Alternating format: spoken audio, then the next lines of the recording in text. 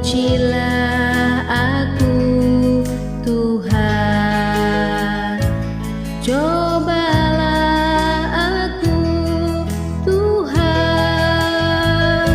Selidiki batinku dan hatiku.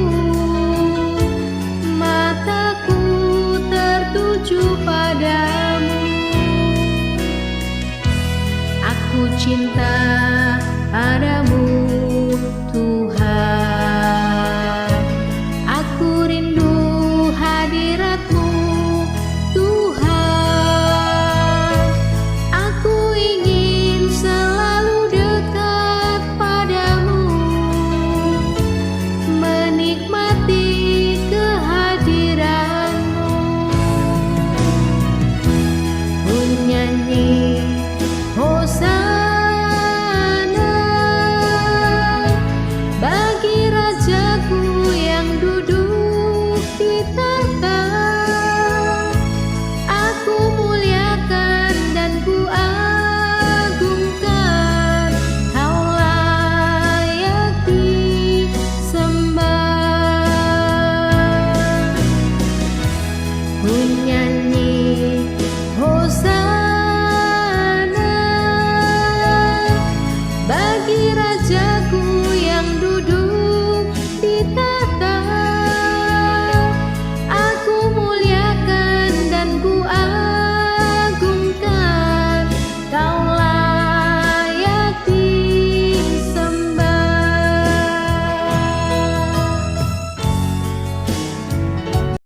Shalom saudara-saudara yang Tuhan Yesus kasihi.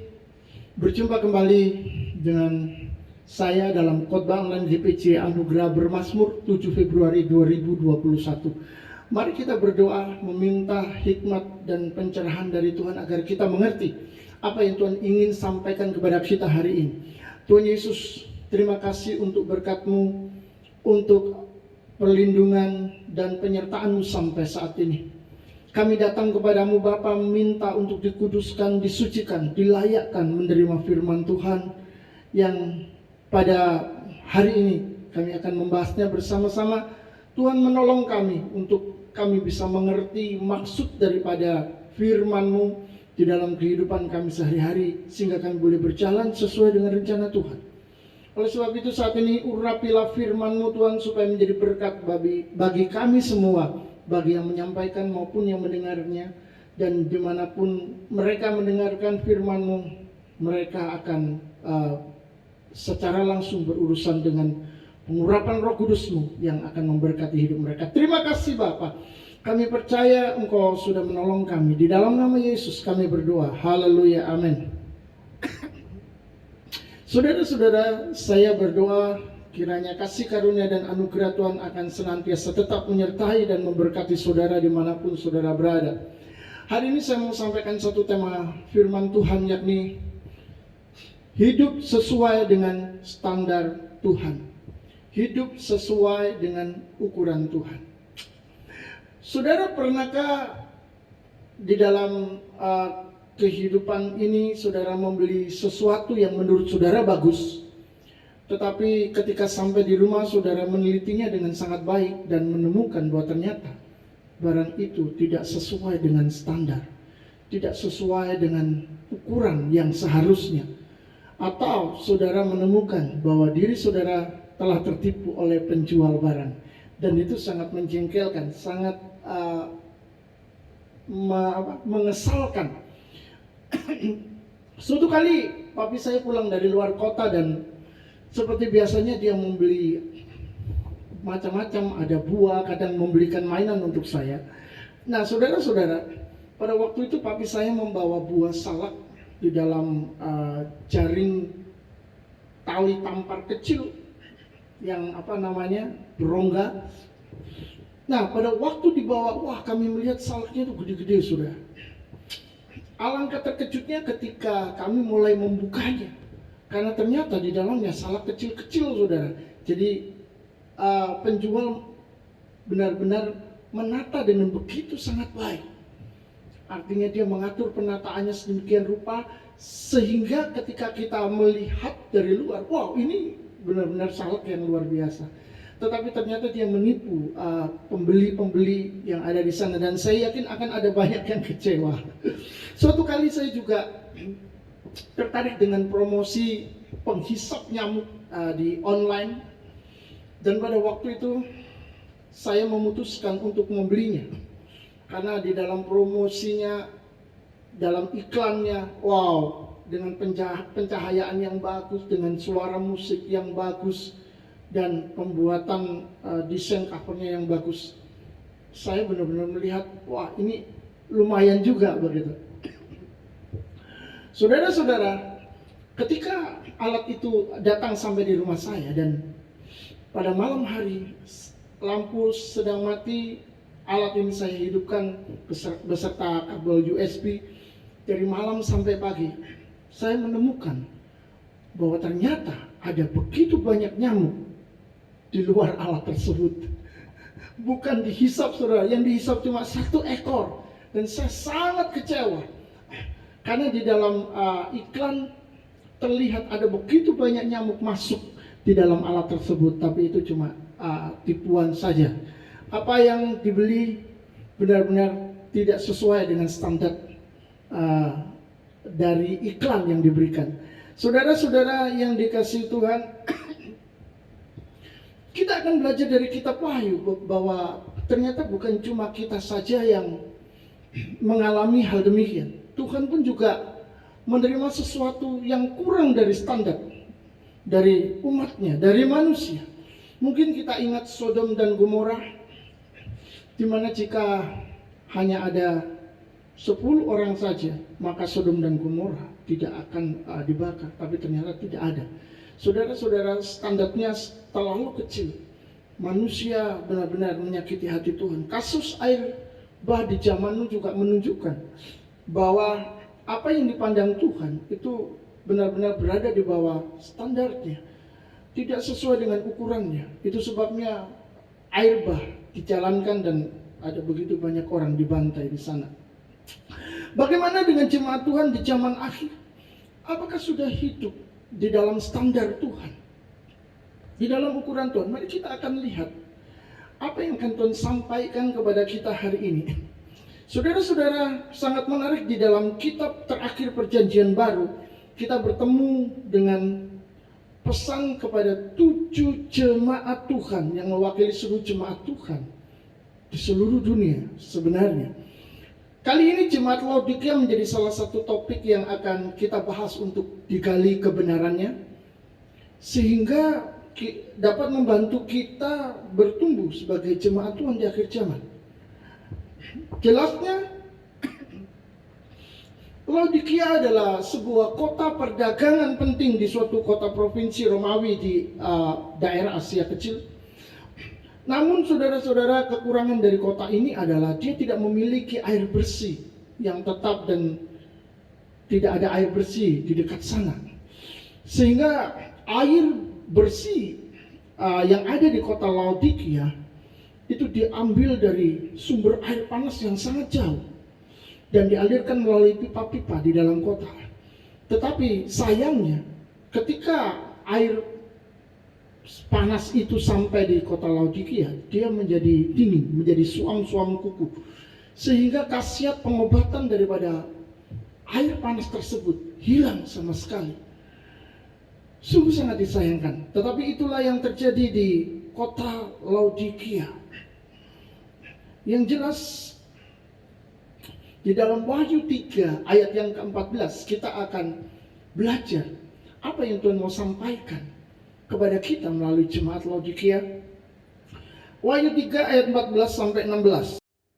Dan tuliskanlah kepada malaikat jemaat di Laodikia, inilah firman dari Amin, saksi yang setia dan benar, permulaan dari ciptaan Allah. Ayat 15. Aku tahu segala pekerjaanmu, engkau tidak dingin dan tidak panas. Alangkah baiknya jika engkau dingin atau panas. Jadikan engkau suam-suam kuku dan tidak dingin atau panas, aku akan memuntahkan engkau dari mulutku. Saudara-saudara, jelas kondisi kota ini dijadikan sebuah sindiran dan juga pesan peringatan dari Tuhan kepada jemaat di Laodikia. Tuhan melihat adanya zona nyaman yang dialami jemaat ini. Kondisi dan keadaan mereka secara lahiriah kelihatannya tidak kekurangan. Cukup dan bagus sekali. Tetapi saudara-saudara, justru hal itu mengaburkan mata rohani mereka untuk melihat bagaimana hubungan mereka dengan Tuhan. Melihat bagaimana kehidupan rohani mereka di hadapan Tuhan. Mereka justru dengan keadaan yang nyaman seperti itu, mereka tidak bisa melihat betapa mereka sangat buruk atau terlihat buruk di mata Tuhan. Jadi mereka tidak bisa melihat dengan jelas segala kekurangan yang sedang terjadi di dalam kehidupan mereka secara rohani. Mereka merasa baik-baik saja. Tidak ada yang salah dengan hidup mereka, termasuk ibadah mereka. Padahal itu hanya sebuah tradisi dan rutinitas belaka. Sama dengan jemaat Tuhan di zaman akhir ini. Kebanyakan jemaat rutin pergi ke gereja dan tidak merasa ada yang salah dengan hidup mereka. Semuanya oke-oke saja, enjoy saja. Selama ini semua tampak baik-baik saja, aman-aman saja, tampak rohani-rohani saja. Bahkan hidup secara materi merasa diberkati. Tidak tahunya mereka ternyata suam-suam kuku dan siap dimuntahkan oleh Tuhan. Saudara, ini adalah suatu kondisi yang menipu dari jemaat Tuhan. Menganggap diri mereka oke-oke saja, baik-baik saja di hadapan Tuhan. Menganggap diri mereka sudah berjalan di dalam kebaikan, di dalam kebenaran. Tidak ada masalah dan tidak ada yang salah. Tetapi ternyata tidak demikian ketika Tuhan melihat mereka. Tuhan melihat bahwa mereka ini benar-benar berada di dalam situasi rohani yang paling sangat mengerikan. Sehingga Tuhan berkata, engkau suam-suam kuku dan aku akan memuntahkan engkau. Saudara-saudara, jelas ini membuat kita harus bertanya.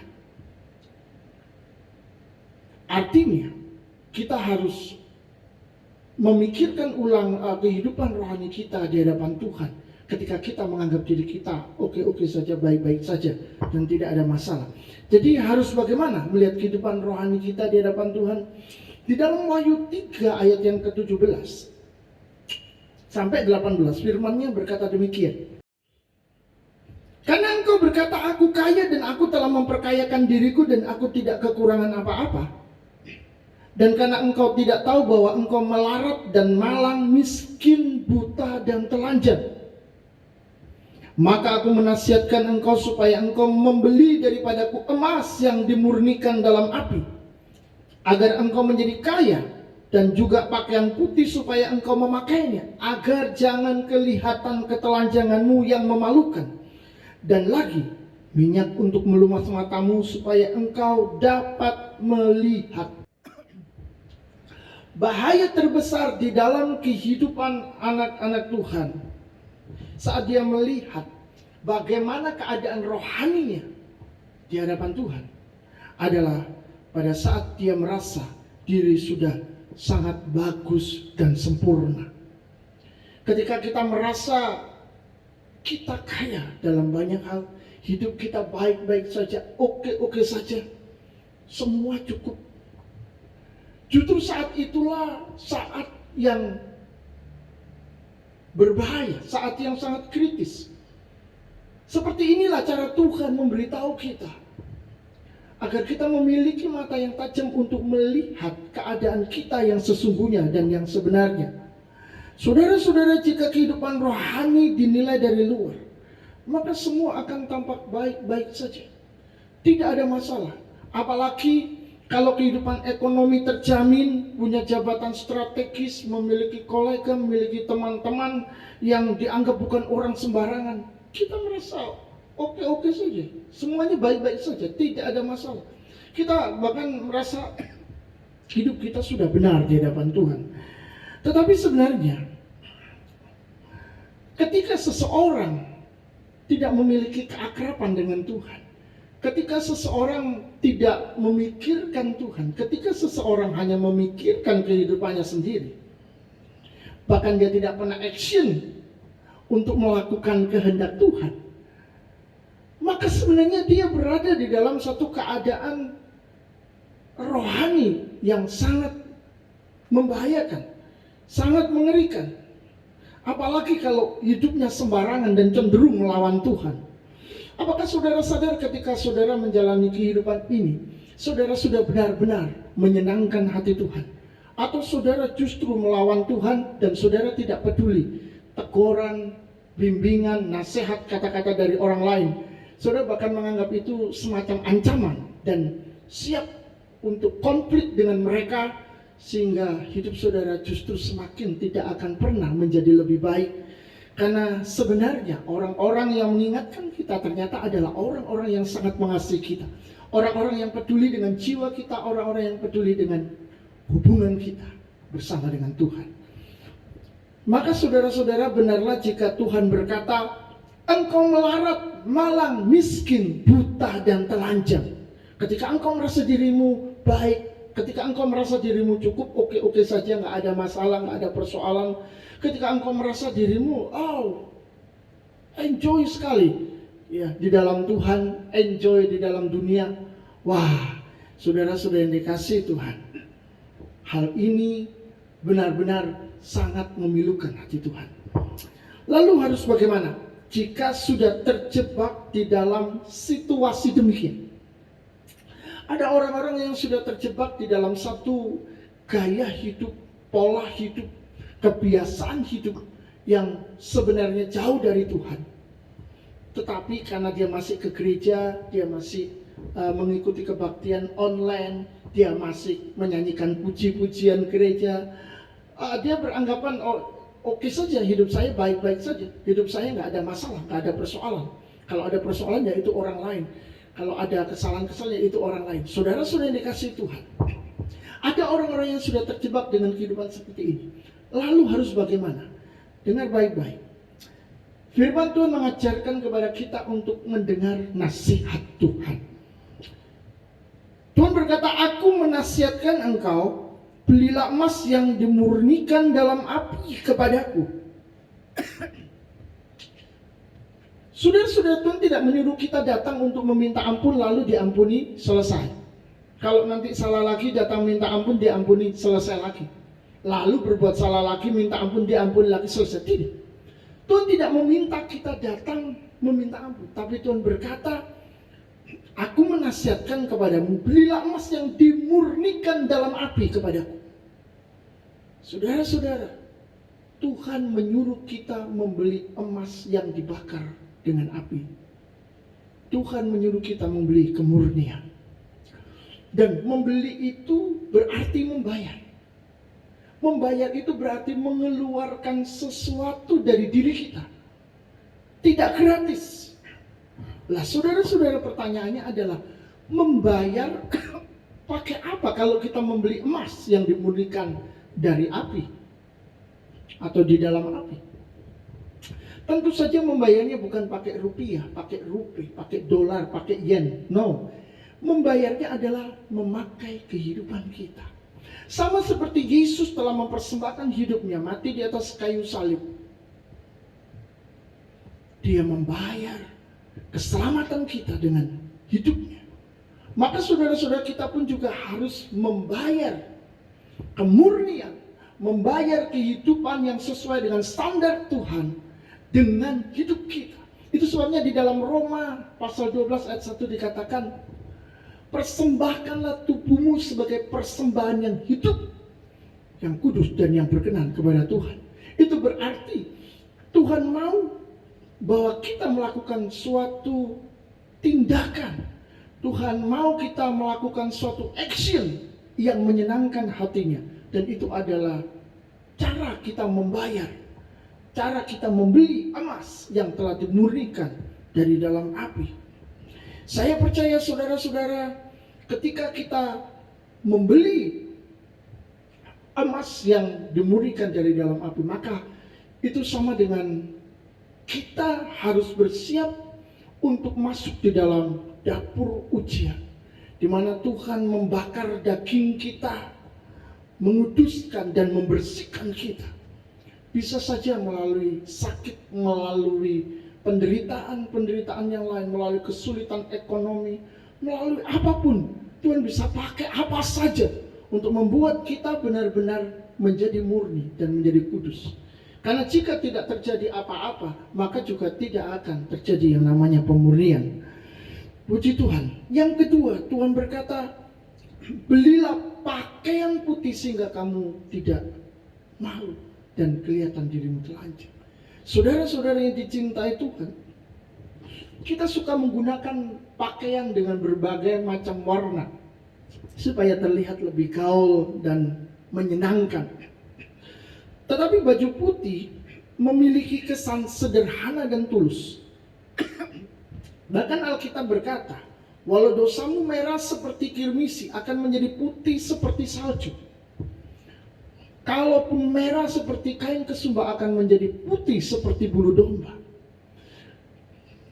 Warna putih dipakai oleh Tuhan sebagai penggambaran tentang penyucian dan pengudusan akan dosa-dosa kita, akan kesalahan kita. Jadi begitu berwarnanya, begitu noraknya, begitu begitu kuatnya kehidupan kita yang berwarna-warni dosa. Tuhan berkata, Tuhan bisa menjadikannya putih. Tuhan bilang, belilah pakaian putih. Sekali lagi Tuhan meminta untuk kita membelinya, membayar saudara harganya. Oh, bukankah Yesus sudah mati di atas kayu salib dan darahnya dicurahkan untuk menyucikan hidup kita? Benar. Tetapi penyucian itu sendiri berakibat perubahan hidup. Penyucian dari Tuhan membuat kita masuk di dalam sebuah proses yang mungkin menyakitkan. Sehingga kita keluar dari semua kekeliruan dan kesalahan-kesalahan kita di dalam kehidupan ini. Dan itu sebenarnya Tuhan berkata, belilah pakaian putih daripadaku. Saudara-saudara dikasihi Tuhan, ada seorang anak Tuhan yang sudah terlibat pelayanan di dalam gereja. Dia seringkali juga tampil di depan mimbar. Namun dia mengaku bahwa selama bertahun-tahun dia sebenarnya terlibat di dalam judi. Jadi sementara dia sedang melayani Tuhan di gereja, di rumahnya banyak rekapan ini judi ya. Saudara-saudara dikasihi Tuhan, ada orang-orang yang terikat dengan togel, ada orang-orang yang terikat dengan berbagai macam dosa dan kesalahan, dan itu masih terus dilakukan. Inilah yang Tuhan maksudkan dengan belilah pakaian putih, baju putih. Tidak peduli sejauh mana, sedalam apa saudara hidup dan jatuh di dalam dosa. Tetapi kalau kita mau keluar, Tuhan akan menolong kita keluar dari sana. Dan dunia, iblis tidak akan bisa menggugat kita. Mengapa? Karena pengampunan itu berasal dari Tuhan. Dan kalau Tuhan sudah mengampuni kita, menguduskan, menyucikan kita, dan memberikan kepada kita pakaian putih, maka tidak ada seorang pun yang bisa lagi menyalahkan kita. Kenapa? Karena Tuhan sudah menyelesaikan itu di atas kayu salib. Saudara-saudara yang dikasihi Tuhan, inilah yang Tuhan mau kita kerjakan agar Dia tidak memuntahkan kita. Janganlah memiliki kehidupan yang suam-suam kuku, karena kehidupan yang suam-suam kuku adalah kehidupan yang tidak sesuai dengan standar Tuhan. Yang ketiga, Tuhan berkata, belilah minyak untuk melumas matamu agar kamu bisa melihat. Saudara-saudara, inilah pentingnya hati yang mau diubah.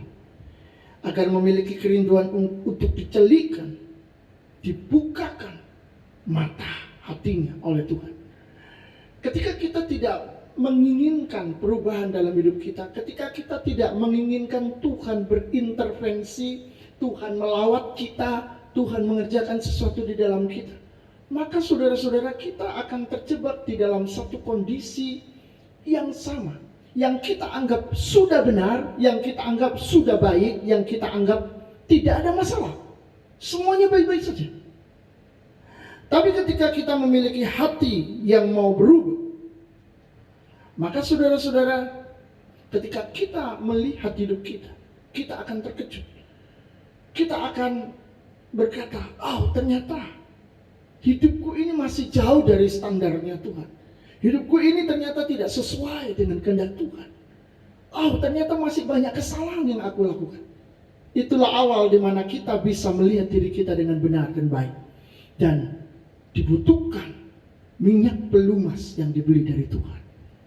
Saudara-saudara, membeli minyak pelumas untuk menyucikan mata kita agar kita bisa melihat, berbicara tentang kerelaan hati untuk ditegur oleh Tuhan, kerelaan hati untuk diperbaiki oleh Tuhan. Ada orang-orang yang sudah benar-benar bebal dan tidak mau diubah lagi oleh Tuhan. Orang-orang ini akan mengalami kutuk nantinya. Orang-orang ini akan mengalami masalah dan persoalan nantinya. Tetapi saudara-saudara, kalau saudara benar-benar ingin dilawat oleh Tuhan, bukalah hati dan izinkan Tuhan mengerjakan sesuatu yang baik di dalam hidup saudara.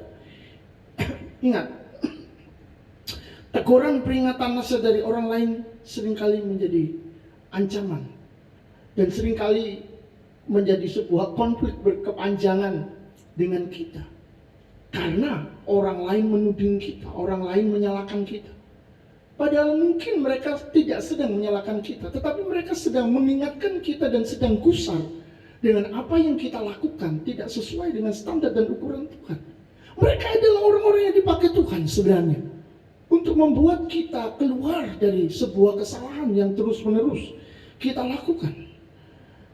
Itu sebenarnya saudara-saudara, ketika kita menolak, sebenarnya ego manusia itulah yang sedang bergerak melawan segala sesuatunya. Padahal sebenarnya kalau kita mau merendahkan hati di hadapan Tuhan, merendahkan diri di hadapan Tuhan, kita sadar bahwa iya, itu salah. Dan kita akan berubah. Saudara-saudara, kalau mata sudah kabur karena hati tidak mau berubah, maka akan sangat sulit sekali untuk memberi minyak pelumas dari Tuhan. Sekali lagi butuh kerendahan hati dan kerinduan untuk Tuhan sempurnakan. Baru minyak pelumas itu menjadi sangat berharga dan sangat berguna bagi kita. Apa yang Tuhan mau kita ikuti sebenarnya adalah sebuah jalan untuk masuk di dalam pemulihan dan kemenangan. Tujuannya agar kita dapat berhubungan akrab dengan Dia. Agar tidak ada masalah lagi antara Dia dengan kita. Karena kalau Tuhan ingin memuntahkan seseorang, maka berarti kehidupannya adalah sebuah masalah di hadapan Tuhan. Dan Tuhan berpribadi. Otomatis Tuhan sangat senang melihat Anda berdoa. Tuhan sangat senang mendengar puji-pujian yang tulus dari mulut Anda. Tuhan sangat senang mendengar ucapan syukur. Tuhan sangat senang melihat apa yang saudara lakukan, yang benar-benar mengerjakan pekerjaannya. Tetapi sadarlah bahwa ada keberatan di dalam hatinya ketika saudara sedang melakukan semua itu seakan-akan semuanya baik-baik saja. Ternyata itu tidak sedang baik-baik saja. Tuhan berkata, engkau suang-suang kuku, engkau tidak dingin ataupun panas, dan aku ingin memuntahkanmu. Saudara, ini adalah sebuah peringatan yang sangat keras dari Tuhan untuk membuat kita mengingat kembali betapa pentingnya kita masuk di dalam proses Tuhan, masuk di dalam pertobatan, dan mengizinkan Tuhan bersekutu di dalam hati kita untuk membawa kita naik ke atas di dalam kemuliaannya. Saudara-saudara, Tuhan Yesus menekankan dengan sungguh-sungguh agar kita yang mengaku jemaatnya mau mengikuti nasihat ajaibnya agar kita mencapai kemuliaan pada akhirnya. Mari kita lihat Wahyu pasal 3 ayat 19 sampai 22. Barang siapa kukasihi, ia kutegur dan kuhajar. Sebab itu relakanlah hatimu dan bertobatlah. Lihat, Aku berdiri di muka pintu dan mengetok. Jikalau ada orang yang mendengar suaraku dan membukakan pintu, aku akan masuk mendapatkannya dan aku makan bersama-sama dengan dia, dan ia bersama-sama dengan aku. Barang siapa menang, ia akan kududukan bersama-sama dengan aku di atas tahtaku, sebagaimana aku pun telah menang dan duduk bersama-sama dengan Bapakku di atas tahtanya. Siapa bertelinga, hendaklah ia mendengarkan apa yang dikatakan Roh kepada jemaat-jemaat. Saudara, ayat yang terakhir, ayat 22, ini merupakan sebuah peringatan keras. Seakan-akan Tuhan berkata begini, engkau sudah memasuki zaman yang akhir, dan zaman benar-benar akan berakhir. Sudah tidak ada lagi waktu untuk bersantai, sudah tidak ada lagi waktu untuk engkau berleha-leha, engkau menganggap segala sesuatunya masih panjang. Ini adalah waktu-waktu akhir. Itu sebabnya, siapa yang bertelinga, yang punya telinga, hendaklah ia mendengarkan apa yang dikatakan oleh Roh kepada jemaat-jemaat. Jadi saudara-saudara, kita perlu mendengarkan apa yang Tuhan sampaikan melalui kitab Wahyu. Tuhan mau kita mendengarkan apa yang Dia sedang sampaikan kepada kita melalui jemaat Laodikia, yang kehidupannya seakan-akan bagi mereka oke-oke saja, baik-baik saja, tidak ada masalah, tetapi di mata Tuhan itu sangat buruk, bahkan sangat rusak. Tuhan berkata, aku akan memuntahkanmu. Saudara-saudara, ada 3 hal yang perlu kita perhatikan. Yang pertama, hiduplah di dalam standar Tuhan. Tinggalkan zona nyaman. Jika hari ini kita merasa bahwa diri kita baik-baik saja, bahwa diri kita sedang menyenangkan Tuhan, wow, pujian mungkin limpah, tetapi tanpa kita sadari, kehidupan kita sebenarnya sudah tidak lagi berjalan bersama-sama dengan Dia. Kita sedang berjalan sendiri menuruti ukuran kita, pikiran kita, kehendak kita. Konsep-konsep firman Tuhan sudah tidak lagi ada di dalam diri kita. Kita menggunakan konsep-konsep dunia. Kita beranggapan bahwa diri kita sudah benar dan kita akan melewati beberapa hal dalam hidup kita. Kita akan mengerjakan beberapa hal dalam hidup kita yang kita pikir ini baik. Tidak ada masalah, tidak ada yang salah, semuanya oke. Banyak yang mendukung saya untuk melakukan ini. Saudara-saudara, Tuhan meminta kita sadar untuk kembali melihat bahwa jangan-jangan apa yang kita lakukan ini ternyata jauh dari rencana Tuhan. Tidak sesuai dengan standar Tuhan. Jika demikian, nantinya itu akan menjadi kutuk, dan itu akan sangat berbahaya dalam hidup kita. Itu sebabnya hiduplah sesuai standar Tuhan, tinggalkan zona nyaman. Yang kedua, melihat diri benar atau tidak ditentukan oleh keadaan lahiriah kita. Jangan sampai kita memiliki standar yang keliru. Karena kita menganggap diri kita sedang baik-baik saja, yang lain kena dampak COVID, kena dampak pandemi, oh saya nggak apa-apa, berarti saya oke-oke saja. No, tidak ada ukuran seperti itu. Tetapi saudara-saudara, berkacalah kepada firman Tuhan, karena itu patokan yang tidak mungkin salah. Jadi patokan kita adalah firman Tuhan. Maka Tuhan mau kita kembali kepada firman. Dengan terus belajar, merendahkan diri, membuka hati, mengizinkan Tuhan berbicara kepada kita, maka kita akan terus hidup di dalam ukuran Tuhan, hidup di dalam standar Tuhan yang baik. Puji Tuhan. Yang terakhir, yang ketiga, Tuhan adalah pribadi yang menunggu untuk masuk dan memulihkan segalanya. Jadi bukakanlah pintu, biarkan Dia masuk dan bersekutu dengan Anda untuk membawa Anda naik di dalam kemuliaan.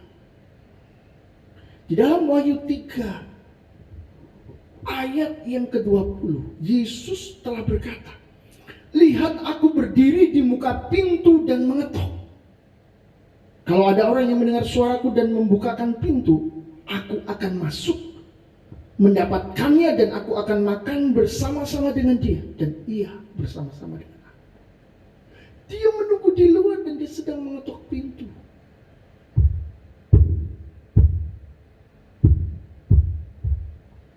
Apakah saudara telah mendengar suaranya dan membukakan pintu, atau membiarkan dia tetap di sana?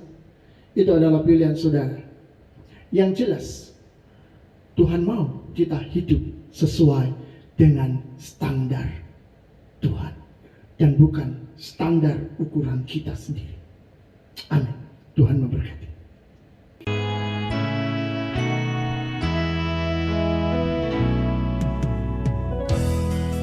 Ujilah aku, Tuhan,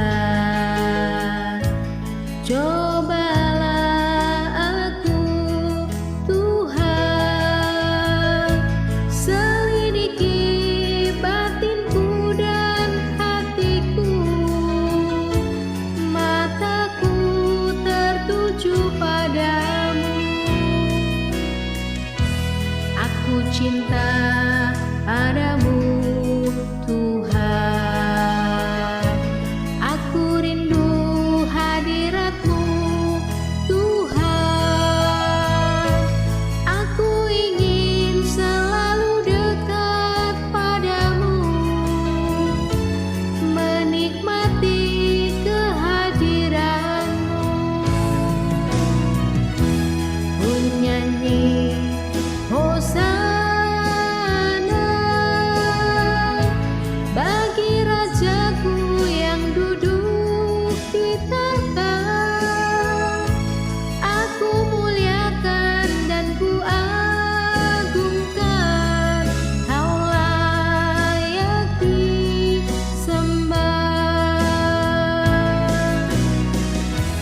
Ku nyanyi Hosana